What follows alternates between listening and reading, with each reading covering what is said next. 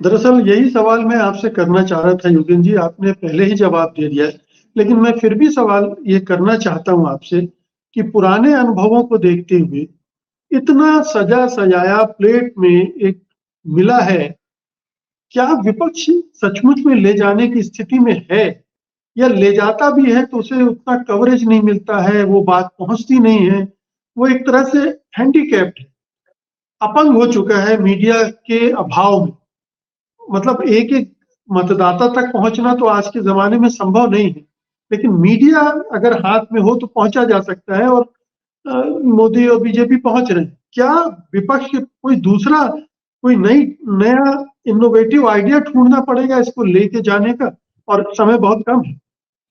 देखिए, हैंडीकैप तो है ही। अब वो तो बिल्कुल वैसी ही बात है ऐसे कहना कि जून के महीने में उत्तर भारत में गर्मी होती है, तो वो तो होती है। तो हैंडीकैप तो है। मुख्य धारा का मीडिया तो बिका हुआ है इनके हाथ में, दरबारी बन चुका है। वो रातों-रात बदलने वाला नहीं है।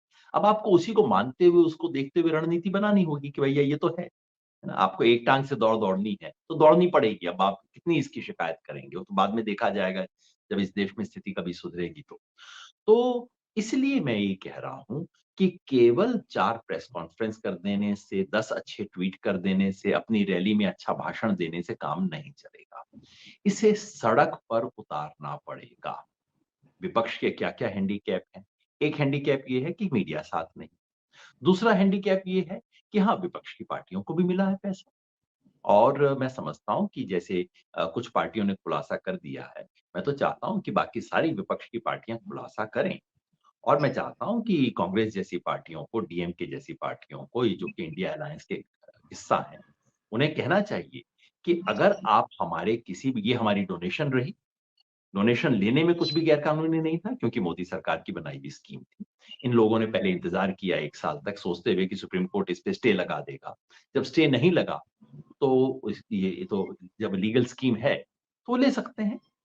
अ, डोनेशन लेने में कोई उनकी गलती नहीं थी। लेकिन उन्हें अब बिल्कुल सार्वजनिक कर देना चाहिए और ये कहना चाहिए कि अगर इसमें कहीं क्विड प्रो को आप दिखा सकते हैं, तो हम कार्रवाई करेंगे अपनी सरकारों पे, अपनी पार्टियों पे, अपने मंत्रियों पे, अपने लोगों पे हम कार्रवाई करेंगे, क्योंकि ये गलत काम है, अगर ऐसा कुछ होता है तो। तो दूसरी उनकी ये लिमिटेशन है, उसको आपको पार करना पड़ेगा।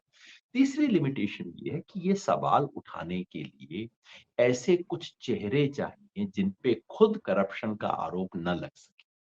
हुँ? अब इस देश की राजनीति का जो इतिहास रहा है, वो देखते हुए ऐसे चेहरे बहुत कम हैं देश में, जो कि खुले दम पे ठोक के सामने आ सकें और कहें, "हाँ, बताओ, कोई भी मेरे दामन में दाग है तो दिखाओ, नहीं तो ये बात मैं कहता हूँ।"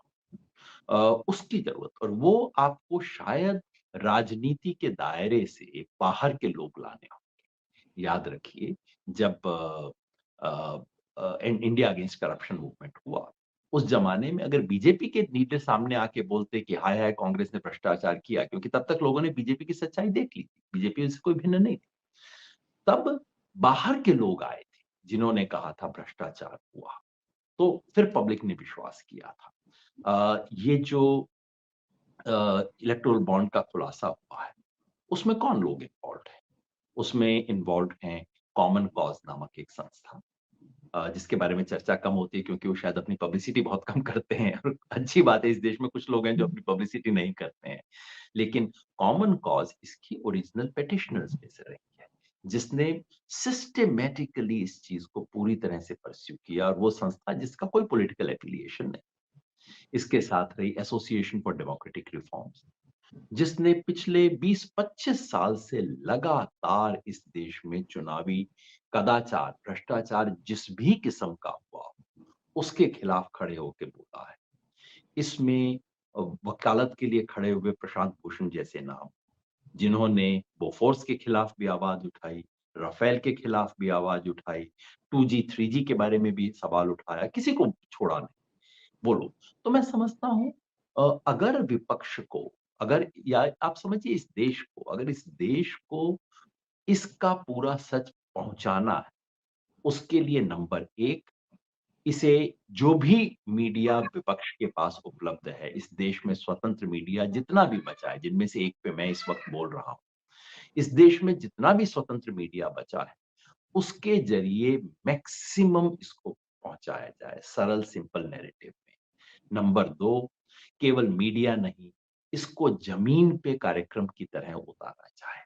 और नंबर 3, इसमें आगे वो चेहरे हों, जिन चेहरों पे कोई सवाल ना उठा सके, जिन चेहरों पे कोई दाग ना हो, तभी ये सवाल उठ सकता है। सत्य हिंदी का ऐप डाउनलोड करें गूगल प्ले स्टोर पर।